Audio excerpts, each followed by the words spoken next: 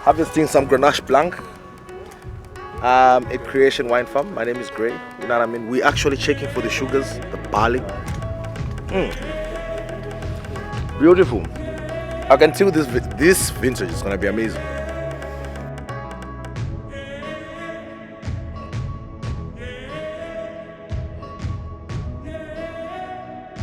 The creation experience that I will always keep in mind is the harvest.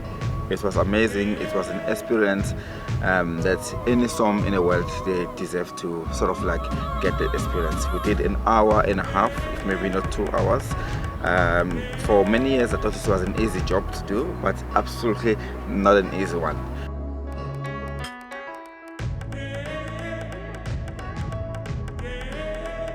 Well, it's about relationships.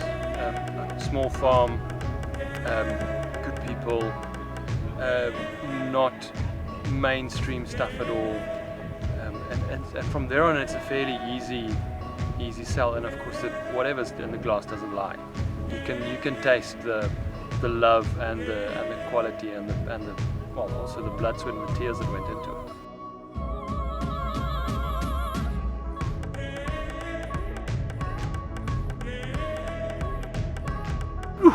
I love creation art of Chardonnay.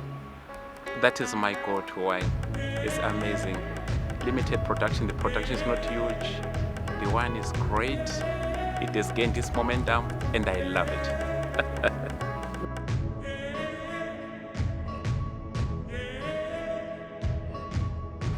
We are producing amazing Pinot Noirs in the Himalaya Valley, some of the best in the world. I mean, Creation Wines was voted the 3rd best wine farm in the world. It is the best wine farm in Africa, so that's testament to the wines being produced here. I've based my entire list of farms that are affiliated with the WWF. I think it is very, very important because, you know, we're here for now, but we've got to leave something for future generations.